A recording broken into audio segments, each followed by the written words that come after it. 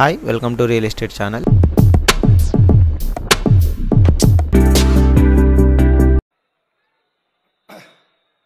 మిత్రులారా, ఈరోజు ప్రజాప్రభుత్వం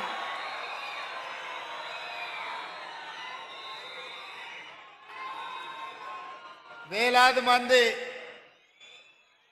ఉపాధ్యాయులతో ఈ ఎల్బీ స్టేడియంలో ఆత్మీయ సమ్మేళనం ఏర్పాటు చేసి మొన్న డిసెంబర్లో జరిగిన ఎన్నికలలో మా పార్టీ మా ప్రభుత్వం ఏర్పడడానికి సాయశక్తుల సహకరించిన ఉపాధ్యాయులు అందరినీ కలవాలని ఒక ఆత్మీయ సమ్మేళనం ఏర్పాటు చేయాలని పెద్దలు ప్రొఫెసర్ కోదండరామ్ గారితో మాట్లాడి ఉపాధ్యాయ సంఘాలతో సంప్రదించి ఎల్బీ స్టేడియంలో మేము పదవీ బాధ్యతలు తీసుకున్నామో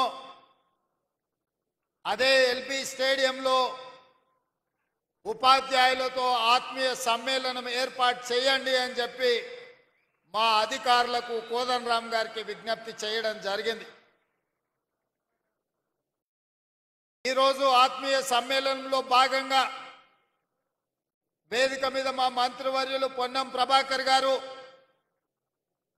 మా సహచర శాసనసభ్యులు, ప్రభుత్వ సలహాదారులు, తెలంగాణ చీఫ్ సెక్రటరీ గారితో పాటు విద్యాశాఖకు సంబంధించిన అధికారులు, వివిధ ప్రజాప్రతినిధులు తెలంగాణలో దాదాపుగా 30,000 పాఠశాలలో ఉన్న ఉపాధ్యాయులు అందరూ కూడా వేలాదిగా తరలి వచ్చి ఈ ఆత్మీయ సమ్మేళనంలో పాల్గొన్నందుకు మీకు అందరికీ మనస్ఫూర్తిగా ధన్యవాదాలు, కృతజ్ఞతలు.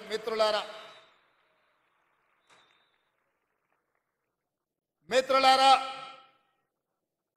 ఎవరైనా తెలంగాణ ఎక్కడుంది, తెలంగాణ భవిష్యత్తు ఎక్కడుంది అని ఈ క్షణం నన్ను అడిగితే తెలంగాణ యొక్క భవిష్యత్తు ఎల్బీ స్టేడియంలో ఉంది. వేలాది మంది ఉపాధ్యాయుల రూపంలో ఈ తెలంగాణ ఉద్యమమే కాదు, తెలంగాణ రాష్ట్ర ఏర్పాటు ప్రక్రియలో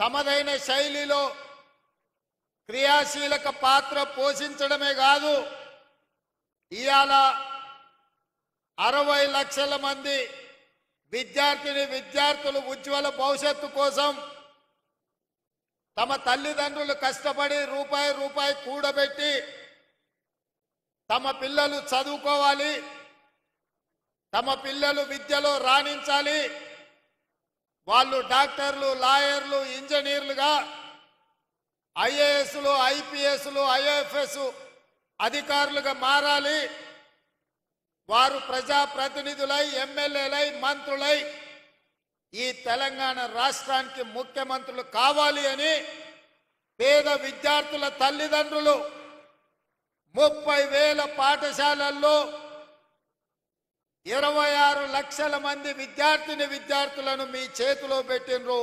అదే తెలంగాణ భవిష్యత్తు. ఆ తెలంగాణ భవిష్యత్తు మీ చేతిలో ఉంది అని చెప్పి నేను చెప్పదలుచుకున్నా.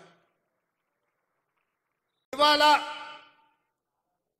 నేను చెప్పవలసిన అవసరం లేదు, మీరే 10 మందికి పాఠాలు చెప్పి సమాజంలో ఉన్న రుగ్మతల మీద ఏ రకమైన కార్యాచరణతో ముందుకు వెళ్లాలో సంపూర్ణమైన అవగాహన ఉండి దాదాపుగా 26,000 పాఠశాలల్లో, గ్రామాలలో, అదేవిధంగా తండాలలో, గూడాలలో, మారుమూల పల్లెల్లో ఈ తెలంగాణ నిర్మాణం కోసం, ఈ జాతి నిర్మాణం కోసం కృషి చేస్తున్న మీకు ప్రతి విషయం తెలుసు.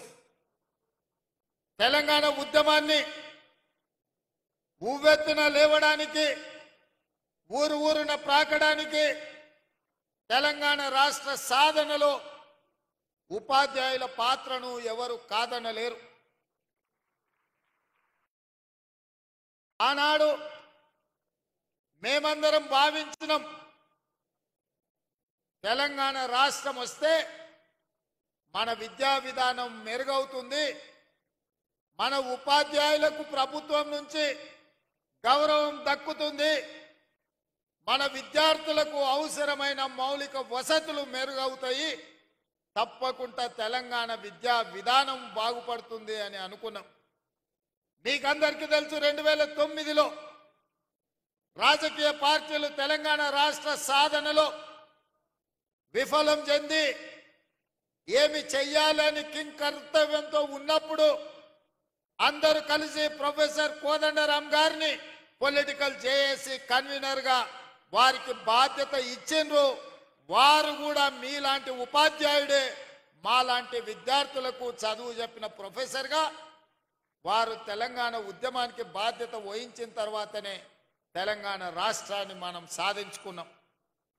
సాధించుకున్న తెలంగాణ రాష్ట్రంలో కోదండరాం గారు లాంటి వాళ్లకు, చుక్కా రామయ్య గారు లాంటి వాళ్లకు, హరగోపాల్ గారు లాంటి వాళ్లకు, ఎంతో మంది విద్య నుంచి ఎంతో మందికి విద్య దానం చేసిన గొప్ప వ్యక్తులకు సంపూర్ణమైన గౌరవం దక్కుతుంది అని భావించినాం.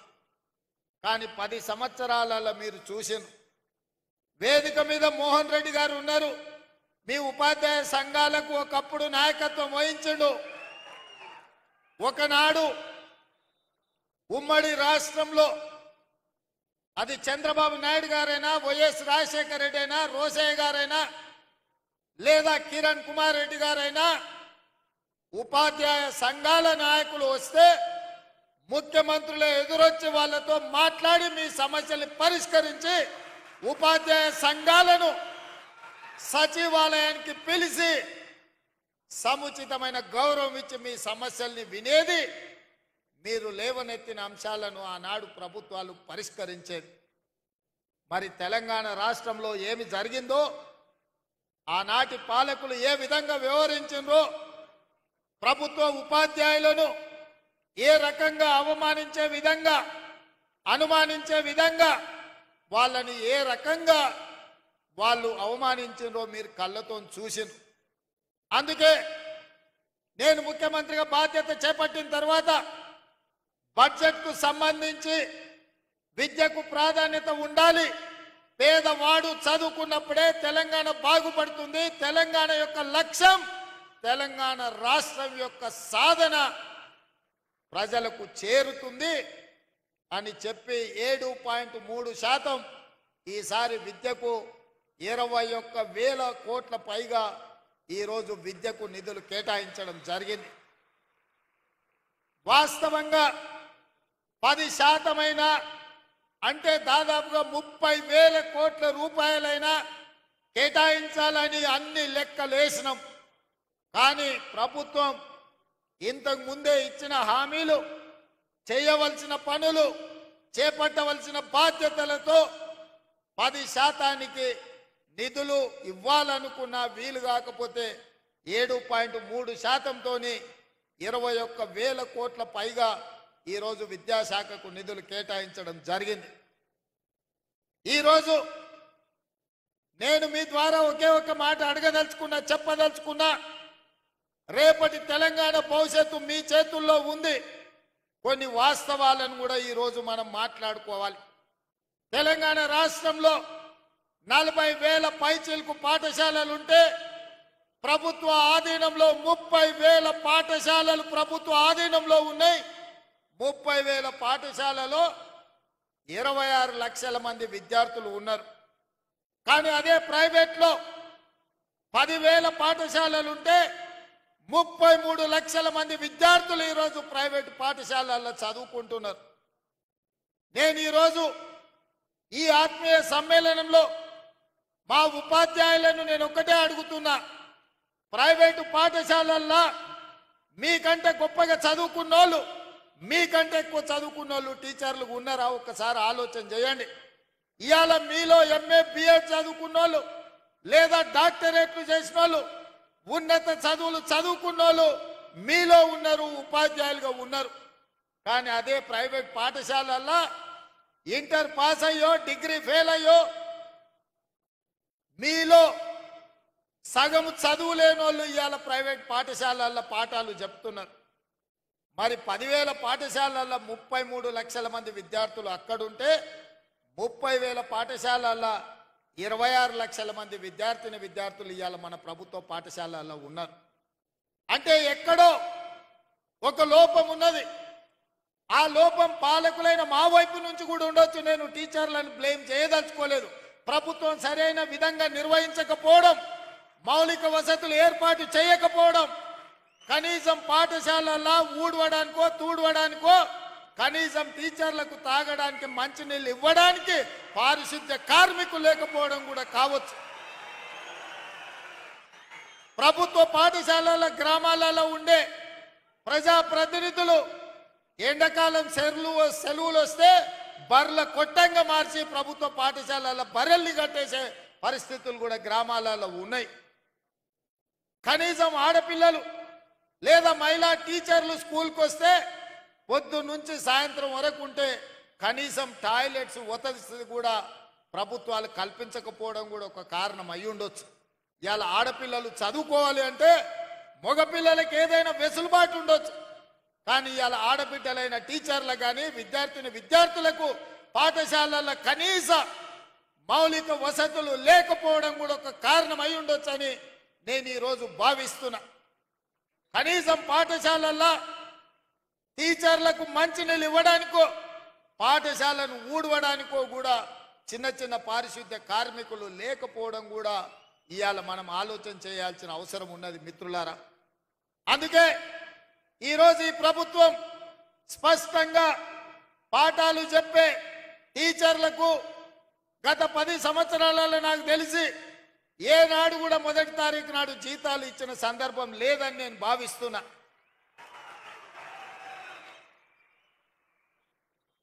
మీరు మీ పిల్లల చదువుల కోసమో ఇల్లు కొనుక్కోవడానికో కారు సైకిల్ మోటార్ లోన్ తీసుకుంటేనో ఏదైనా బ్యాంకుల్లో అప్పు తెచ్చుకుంటే మీరు ఇచ్చిన చెక్కులు సరైన సమయంలో మీకు జీతాలు రాకపోతే చెక్కులు బౌన్స్ అయిపోయి మీ సిబిల్ స్కోర్ ఖరాబ్ అయిపోయి బ్యాంకులు కూడా నమ్మని పరిస్థితులు ఇవాళ వచ్చినాయి, దాపురించినాయి గత 10 సంవత్సరాలలో.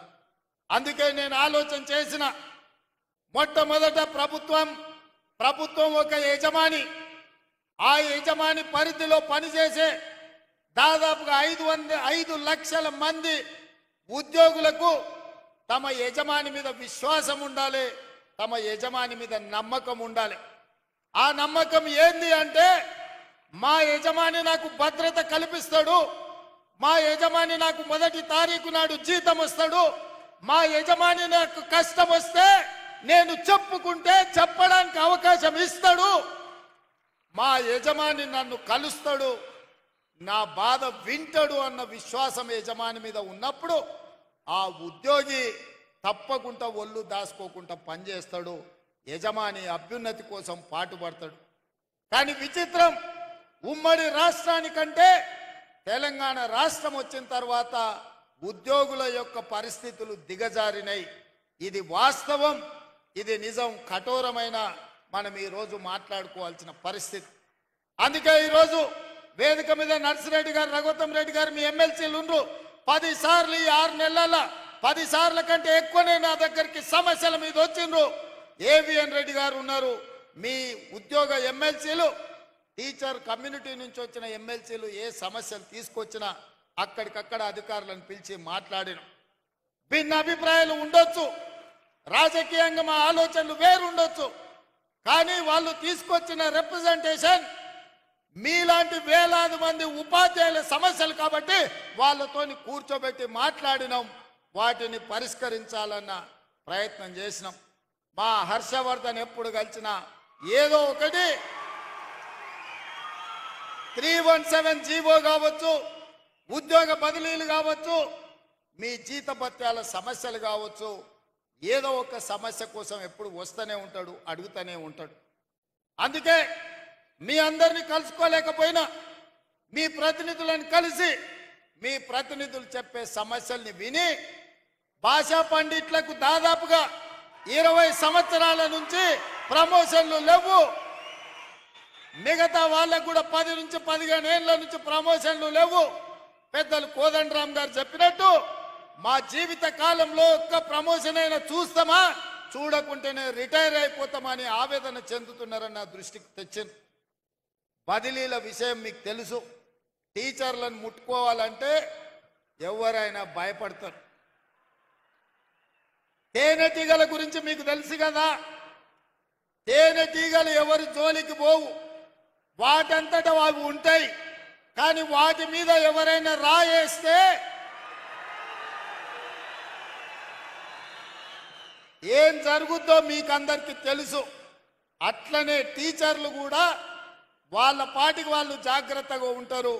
వాళ్ళని ఎవరైనా గులకరాయితో కొడితే వాళ్ళందరూ తేనెటీగలుగా మూకుమ్మడిగా ఏకదాటిన ఎవరి పనైనా చేస్తారని నేను సంపూర్ణంగా నమ్ముతా.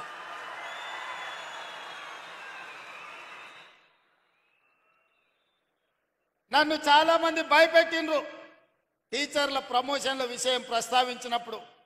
సార్ ఎవరి జోలికైనా పోవచ్చు కానీ టీచర్ల జోలికి పోకు సార్ అని అంటే నేను అన్నా. బదిలీల విషయం అప్పుడు కూడా అదే మాట చెప్పినారు. నేను ఒకే ఒక మాట చెప్పిన, మనకు స్వార్థం ఉంటేనో, మనకు వాళ్ళకి అన్యాయం చేయాలన్న ఆలోచన ఉంటేనో, వాళ్ళని నమ్మించి మోసం చేసేది ఉంటేనో వాళ్ళతో సమస్య వస్తుంది. 20 ఏళ్ల నుంచి అపరిష్కృతంగా ఉన్న సమస్యల్ని ప్రమోషన్లను ఇవ్వాలి, వాళ్ళ సమస్యల్ని పరిష్కరించాలి. ఏవైనా సమస్యల పరిష్కారంలో చిన్న చిన్న కొత్త సమస్యలు వస్తే ఈ ప్రభుత్వం సావధానంగా వింటుంది. ఈ ప్రభుత్వం ఆ సమస్యలను కూడా పరిష్కరిస్తుంది. నా చిత్తశుద్ధిలో, నా ప్రయత్నంలో లోపం లేనప్పుడు తప్పకుండా టీచర్లు అర్థం చేసుకుంటారు, ఆ టీచర్లు సహకరిస్తారని చెప్పిన మా అధికారులను అందరినీ, బుర్రా వెంకటేశ్వరం గారిని, దేవసేన గారిని, మిగతా అధికారులందరినీ పిలిచి చెప్పిన, మీరు అందుబాటులో ఉండండి, ఎవరు వచ్చినా మాట్లాడండి, మనం ఏ మంచి లక్ష్యం కోసమో వాళ్ళ కోసమే చేస్తున్న ప్రయత్నాన్ని వాళ్ళకి వివరించండి అని చెప్పిన. ఆ ప్రయత్నం విజయవంతమైంది. ఇవాళ దాదాపుగా 24,000 మంది టీచర్లకు, అదేవిధంగా గురుకులాలతో మొదలు పెడితే 30,000 మంది టీచర్లకు పైగా ఈరోజు ప్రమోషన్లు ఇచ్చినాం. 35,000 మందికి పైగా బదిలీలు చేసినాం. అందుకే ధైర్యంగా ఈరోజు వేలాది మంది టీచర్ల మధ్యలో ఈ రాష్ట్ర ముఖ్యమంత్రిగా ఎల్బీ స్టేడియంలో మీ కుటుంబ సభ్యుడిగా మీ దగ్గరకు వచ్చి నిలబడి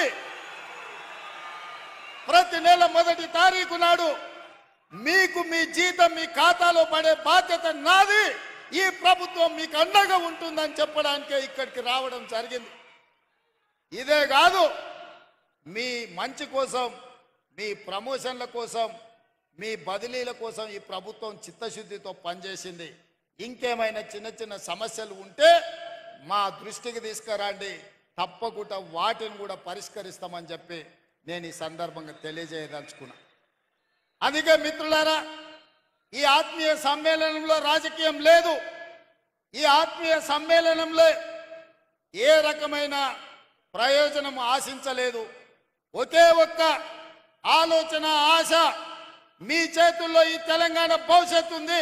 ఇవాళ ఈ తెలంగాణ బలమైన తెలంగాణగా, అభివృద్ధి తెలంగాణగా, ఆర్థికంగా నిలదొక్కునే తెలంగాణగా మార్చాలి అంటే గ్రామీణ ప్రాంతాలలో, తండాలలో, గూడాలలో, మారుమూల పల్లెల్లో ఉన్న దళిత, ఆదివాసీ, గిరిజనుల, బీసీ పిల్లలు ఇవాళ చదువుకోవాలి.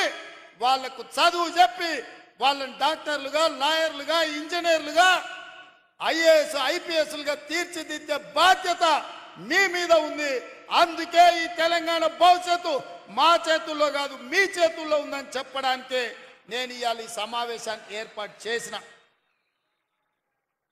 నిన్ననే అనుకుంటా, నిన్న కాదు మొన్న అసెంబ్లీలో ఒక ఆయన అంటుండే, నేను గుంటూరులో చదువుకున్నా, నేను పూనాలో చదువుకున్నా, నేను అమెరికాలో చదువుకున్నా, నాకు గొప్ప గొప్ప చదువు వచ్చు అని. మీరు ఆడ చదువుకున్నారు అన్న నెడకారం చేయబోయింది. మీరు చూసి ఉంటారు టీవీలలో, అసెంబ్లీలో. అప్పుడు నేను లేచి నేను చెప్పిన, కొండారెడ్డిపల్లి ప్రైమరీ స్కూల్లో గవర్నమెంట్ స్కూల్లో చదువుకున్నా అని చెప్పిన, తాండ్రా హై స్కూల్లో చదువుకున్నా అని చెప్పిన, వనపర్తి జిల్లా పరిషత్ హై స్కూల్లో గవర్నమెంట్ జూనియర్ కాలేజీలో చదువుకున్నా అని చెప్పిన, ప్రభుత్వ పాఠశాలలో ప్రభుత్వ టీచర్లు చెప్పిన చదువు, ఆ చదువుతోనే ఇవాళ జిల్లా పరిషత్ మెంబర్గా, ఎమ్మెల్సీగా, ఎమ్మెల్యేగా, ఎంపీగా, తెలంగాణ రాష్ట్రానికి ముఖ్యమంత్రి అయినా ప్రభుత్వ టీచర్లు చదువు చెప్తే నేర్చుకున్న నేను ఎవరికి తల వంచకుండా ఆత్మగౌరవంతో నిటారుగా నిలబడి ఇవాళ తెలంగాణ రాష్ట్రానికి ముఖ్యమంత్రి అయి ఏ టీచర్లు, ఏ ప్రభుత్వ పాఠశాలలో పనిచేసే టీచర్లు మాకు చదువు చెప్తే మేము ఇంత ఎత్తు ఎదిగినామో ఇవాళ ఆ టీచర్లను కలవడానికి ఆత్మీయ సమ్మేళనం ఏర్పాటు చేసిన అని చెప్పి ఆ సన్నాసికి చెప్పదలుచుకున్నా. మీ మీద నమ్మకం లేకపోయి ఉండొచ్చు, తెలంగాణ పట్ల విశ్వాసం లేకపోయి ఉండొచ్చు. అందుకే గుంటూరులో పోయి ఆ సన్నాసులు చదువుకొని ఉండొచ్చు, ఆ తర్వాత పూనా అమెరికాకు పోయి ఉండొచ్చు. కానీ నాకు సంపూర్ణమైన విశ్వాసం ఉన్నది, నమ్మకం ఉన్నది. తెలంగాణ రాష్ట్రంలో ఉపాధ్యాయులు 90% పైగా నిబద్ధతతోని పేద విద్యార్థులకు చదువులు చెప్పాలి, వాళ్ళ ఉజ్వల భవిష్యత్తు ఉండాలి అని వాళ్ళు 10/10 సాధించినప్పుడు సంతోషంతో వాళ్ళ కళ్ళల్లో ఆనందం చూడాలి అని ఇక్కడున్న వేలాది మంది టీచర్ల బాధ్యత తీసుకుంటున్నారని నాకు తెలుసు. అందుకే ఈరోజు మనమందరం ఒక ప్రతిజ్ఞ తీసుకోవాలి. పోయిన సంవత్సరానికంటే ఈ సంవత్సరం ప్రభుత్వ పాఠశాలల్లో 2 లక్షల మంది విద్యార్థులు తక్కువ చేరికలు జరిగినాయి. దీన్ని మనం విశ్లేషించుకోవాలి.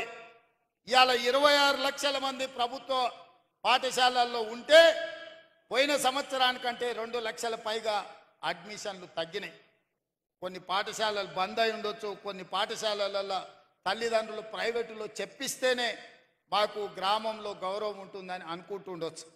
నేను చాలామందిని గ్రామాలకు వెళ్ళినప్పుడు మాట్లాడుతుంటా, అడుగుతుంటా, కుటుంబ విషయాలు అడిగిన తర్వాత పిల్లల్ని ఎక్కడ చదివిస్తున్నారు, ఏదో ప్రైవేట్ స్కూల్ పేరు చెప్తారు. ఎందుకనంటే అక్కడికి పోతే కొంచెం ఇంగ్లీష్ నేర్చుకుంటారు సార్ అనో, లేకపోతే గవర్నమెంట్ స్కూల్కి దోరితే ఊళ్ళో ఏమన్నా అనుకుంటారేమని మేము అక్కడికి దోలుతున్నామో అని. నేను అందుకే అది మారాలి, మార్చాల్సిన బాధ్యత మన మీద ఉంది.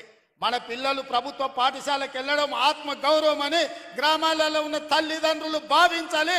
అందుకే అమ్మ ఆదర్శ పాఠశాలని సెల్ఫ్ హెల్ప్ గ్రూపులకు పూర్తి బాధ్యత అందించి మన పాఠశాలలు మొదటి రోజే దాదాపుగా 26 లక్షల మంది విద్యార్థులకు మొదటి రోజే వాళ్ళ పాఠ్య పుస్తకాలతో పాటు వాళ్లకు డ్రెస్సులు ఇచ్చే ప్రయత్నం చేసినాం.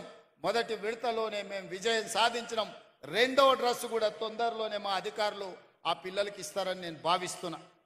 అందుకే ఇవాళ ప్రభుత్వం వైపు నుంచి మీ సమస్యల్ని పరిష్కరించడానికి, మీతో మాట్లాడడానికి, చర్చించడానికి ఈ ప్రభుత్వానికి ఎలాంటి ఇబ్బంది లేదు, ఎలాంటి బేసజాలు లేవు. అదేవిధంగా మీ సమస్యని పరిష్కరించడానికి పాఠశాలలో ఉన్న మీ పారిశుద్ధ్య కార్మికుల సమస్యను పరిష్కరించడానికి అమ్మ ఆదర్శ పాఠశాల పేరు మీద సెల్ఫ్ హెల్ప్ గ్రూపులకే 1000 రూపాయలు, దాదాపుగా సంవత్సరానికి 79 కోట్ల రూపాయలు ఖర్చయినా మీకు పారిశుద్ధ్య కార్మికుల సమస్యను తీర్చడం ద్వారా వాళ్ళందరినీ అపాయింట్ చేసే బాధ్యత నిర్ణయం తీసుకున్నాం. రేపటి నుంచి మీ పాఠశాలల బాధ్యత మీ జీతాలలో కొంత ఇచ్చి మీరెవరినో ఉద్యోగులను పెట్టుకోవాల్సిన అవసరం లేదు. నాకు తెలుసు చాలామంది టీచర్లు తమకు వచ్చిన జీతంలో కొంత పక్కకు తీసిపెట్టి పాఠశాలలో ఊడవడానికో తూడవడానికో పారిశుద్ధ్య పనులు టీచర్లు వాళ్ళ జీతాల నుంచి నిధులు కేటాయించి చేస్తున్నారు. మీరు కష్టపడ్డ సొమ్ము మీ ఇంటికి తీసుకుపోయే విధంగా రూపాయి కూడా మీరు ఖర్చు పెట్టాల్సిన అవసరం లేకుండా ఇవాళ సెల్ఫ్ హెల్ప్ గ్రూపులకే ప్రతి పాఠశాలలో పారిశుద్ధ్య పనులు చేయడానికి వాళ్ళ ఖాతాలో డబ్బులు వేయాలి, రూపాయి భారం మీ మీద పడొద్దని ఇవాళ నిర్ణయం తీసుకున్నాం. అదేవిధంగా వ్యవసాయానికి ఉచిత కరెంట్, ఇళ్లలో ఉచిత కరెంట్, ఇన్ని ఉచిత కరెంట్లు ఇచ్చినప్పుడు పాఠశాలల్లో కంప్యూటర్లు ఉండాలన్నా లేకపోతే సాంకేతిక నైపుణ్యం పెరిగిన ఈ సందర్భంలో మీరు అక్కడ వాళ్ళకి విద్య చెప్పాలి అని అంటే విద్యుత్ ఉండాలి. మీ విద్యాశాఖ మీ విద్యుత్ బిల్లులు చెల్లించరు. విద్యుత్ శాఖ వాళ్ళేమో బిల్లులు కట్టకపోతే మీకు కరెంట్ ఇయ్యరు. నేను ఆలోచన చేసిన, రైతులకు ఇచ్చినప్పుడు, పేదవాళ్లకు 200 యూనిట్లు ఉచితంగా ఇచ్చినప్పుడు, తెలంగాణ జాతి నిర్మాణము, తెలంగాణ భవిష్యత్తు పాఠశాలల్లో ఉంటే పాఠశాలల్లో ఎందుకు ఉచితంగా విద్యుత్ ఇవ్వద్దు? తెలంగాణ రాష్ట్రంలో ఉన్న 30,000 పాఠశాలల్లో ఉచితంగా విద్యుత్ ఇవ్వండి. ఆ భారాన్ని రాష్ట్ర ప్రభుత్వమే తీసుకుంటుంది. అది నా బాధ్యత అని చెప్పి ఈరోజు మీ పాఠశాలల్లో కూడా ఉచిత విద్యుత్తుకు ఏర్పాట్లు చేయండి అని చెప్పి మా ప్రభుత్వ అధికారులకు నేను ఆదేశాలు ఇచ్చిన. అందుకే మిత్రులారా, వేదిక మీద ఉన్న పెద్దలతో పాటు ఇక్కడికి విచ్చేసిన వేలాది మంది ఉపాధ్యాయులతో నా విజ్ఞప్తి ఒక్కటే, ఇవాళ ఈ తెలంగాణ భవిష్యత్తు మీ చేతిలో ఉంది. ఈ తెలంగాణ పునర్నిర్మాణం మీ చేతుల్లోనే ఉంది.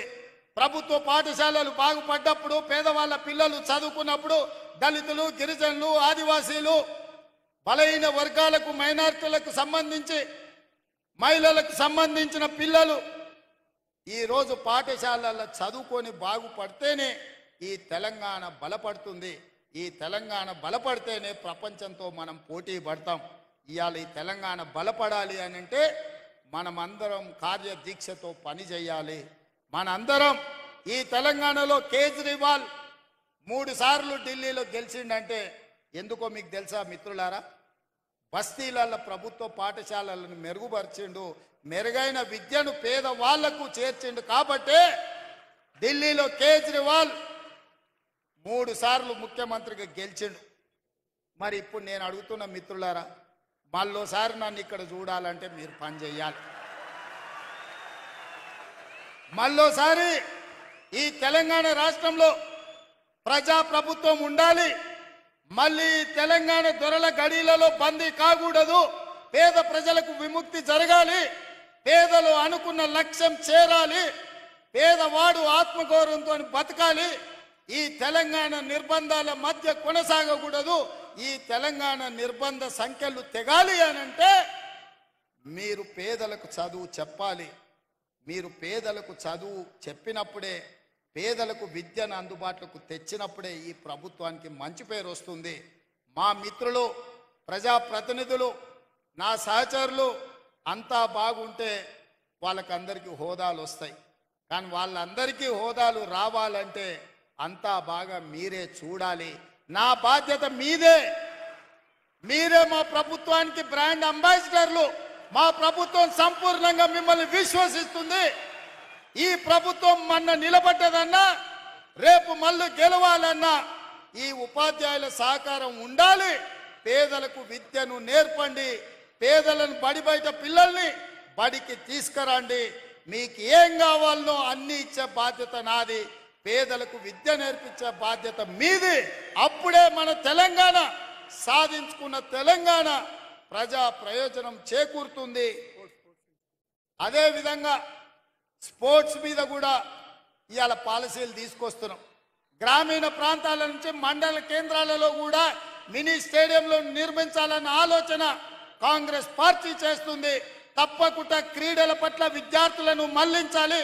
ఇవాళ నిన్నటి కేబినెట్ లో నిఖత్ జరీన్ కు, అదేవిధంగా సిరాజ్ కు రూల్స్ అన్ని మినహాయింపునిచ్చి గ్రూప్ 1 DSP పోస్టులు క్రీడలలో రాణించినందుకు ఇచ్చినాం. ఇవాళ మీరు పిల్లల్ని క్రీడలలో ప్రోత్సహించండి. ఇవాళ ఒక స్కిల్స్ యూనివర్సిటీని పెట్టినాం. స్కిల్స్ యూనివర్సిటీ ఇది ఒక కొత్త ప్రయోగం. సర్టిఫికెట్లు తీసుకొని ఇంజనీరింగ్లుగా బయటకు వస్తారు, కానీ సాంకేతిక నైపుణ్యం ఉండడం లేదు. సాంకేతిక నైపుణ్యం లేనప్పుడు ఇంజనీర్ కంటే మేస్త్రే మేలని మనం అనుకుంటున్నాం. మీరందరూ కూడా ఇండ్లు కట్టుకుంటున్నారు. నాకు తెలిసి ఏ టీచర్ అయినా ఉద్యోగం వచ్చిన తర్వాత మొదట చేసే పని పెళ్లి చేసుకుంటారు. పెళ్లి చేసుకున్న తర్వాత కూడబెట్టి ఇల్లు కట్టుకుంటారు. టీచర్లు ఒక క్రమశిక్షణతోటి మొదట ఉద్యోగం కోసం కష్టపడతారు. ఉద్యోగం వచ్చిన తర్వాత జీవితంలో స్థిరపడాలి అని పెళ్లి చేసుకుంటున్నారు. పెళ్లి అయిన తర్వాత భద్రత ఉండాలని ఇల్లు కట్టుకుంటున్నారు. మీరు ఇల్లు కట్టుకునేటప్పుడు చూసి ఉంటారు, ఇంజనీర్ల కంటే మేస్త్రీలే మెరుగ్గా కనిపిస్తున్నారు. వాళ్ళు ఇంజనీరింగ్ సర్టిఫికెట్ పట్టా పొందుతున్నారు, కానీ సాంకేతిక నైపుణ్యం ఉండడం లేదు. అందుకే ఆలోచన చేసి తెలంగాణలో 65 ఐటీఐలు ఉన్నాయి. ఈ 65 ఐటీఐలలో 30-40 సంవత్సరాల క్రితం ఇండస్ట్రియల్ ట్రైనింగ్ ఇన్స్టిట్యూట్గా మారి వాళ్ళకి ప్లంబర్ గానో, ఎలక్ట్రీషియన్ గానో, మెకానిక్ గానో రకరకాల ట్రైనింగ్లు 30-40 సంవత్సరాల క్రితం తయారు చేసిన సిలబస్ వాళ్ళకి నేర్పుతున్నారు. చదువుకున్న చదువుకు బయటకు వస్తే సంబంధం లేకుండా పోయింది. నేర్చింది ఒకటైతే అవసరం ఇంకొకటి.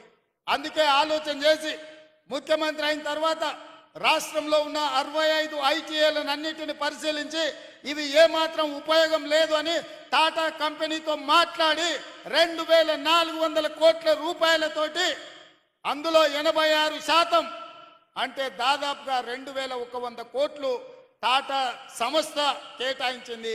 316 కోట్లు తెలంగాణ రాష్ట్ర ప్రభుత్వం, 86% వాళ్ళు ఇస్తే 14% మ్యాచింగ్ గ్రాంట్ ఇచ్చి ఈ 65 ఐటీఐలను ఏటీసీలుగా, ఏటీసీ అంటే అడ్వాన్స్డ్ టెక్నాలజీ సెంటర్లుగా మార్చి ప్రతి సంవత్సరం 4 లక్షల మంది నిరుద్యోగ యువకులకు ఐటీఐలలో ట్రైనింగ్ ఇచ్చి మిడిల్ ఈస్ట్ కంట్రీస్తో పాటు ఇవాళ మన రాష్ట్రంలో కన్స్ట్రక్షన్లో కానీ, ఫార్మాలో కానీ, మిగతా శాఖలలో పనులు చేయడానికి వాళ్ళకి శిక్షణ ఇవ్వడానికి ఇవాళ ప్రభుత్వం నిర్ణయం తీసుకొని ముందుకు వెళ్తున్నది. ఇదే కాదు, ఒకప్పుడు కాకతీయ ఉస్మానియా యూనివర్సిటీలతో పాటు ఆనాడు కాంగ్రెస్ పార్టీ మహబూబ్ నగర్లో, నల్గొండలో, కరీంనగర్లో, నిజామాబాద్లో, Palamuru university, Satavahana university, Mahatma Gandhi university ఇవాళ చాలా యూనివర్సిటీలను నెలకొల్పింది. ఈ యూనివర్సిటీలలో చదువుకున్న వాళ్ళందరికీ పట్టాలు వస్తున్నాయి, పట్టభద్రులు అవుతున్నారు. కానీ సాంకేతిక నైపుణ్యం ఆశించిన మేరకు లేకపోవడం వల్ల నిరుద్యోగ యువకులుగా మారుతున్నారు. అందుకే ఆలోచన చేసి నిన్న మంత్రివర్గంలో యంగ్ ఇండియా స్కిల్స్ యూనివర్సిటీ మొత్తం పీపీపీ మోడల్లో పబ్లిక్ ప్రైవేట్ పార్ట్నర్షిప్ లో ప్రభుత్వం వైపు నుంచి సహకారాన్ని అందించి ఎప్పటికప్పుడు నూతన సిలబస్ ని కార్పొరేట్ కంపెనీలను కూడా అందులో భాగస్వాములను చేసి డాక్టర్ రెడ్డి ల్యాబ్స్ నుంచి మొదలు పెడితే ఎస్బీఐ వరకు వివిధ రంగాల సంస్థలను పనిచేసే వాళ్ళని భాగస్వాములను చేసి సిలబస్ వాళ్ళే తయారు చేపిస్తారు, శిక్షణ వాళ్ళే ఇస్తారు. శిక్షణ పొందిన విద్యార్థులను వాళ్ళే వాళ్ళ సంస్థలలో ఉద్యోగాలు ఇచ్చే విధంగా వాళ్ళతోని ఒప్పందాలు చేసుకొని ముచ్చర్లలో 57 ఎకరాలల్లా 150 కోట్లతోని యంగ్ ఇండియా స్కిల్స్ యూనివర్సిటీని నిన్న ప్రారంభించుకున్నాం. రేపటి భవిష్యత్తు సాంకేతిక నైపుణ్యం ఉన్న వాళ్ళకే ఈ ప్రపంచంలో స్థానం ఉంటుంది. అందుకే ప్రతి సంవత్సరం 20,000 మందిని అక్కడ శిక్షణ ఇచ్చి ఫార్మా రంగంలో, హెల్త్ దాంట్లో, ఎడ్యుకేషన్ దాంట్లో, అదే విధంగా కన్స్ట్రక్షన్ సైడ్ ఇట్లా 17 విభాగాలలో శిక్షణని ఇవ్వాలి అని చెప్పి ఇవాళ ప్రభుత్వం నిర్ణయం తీసుకున్నది.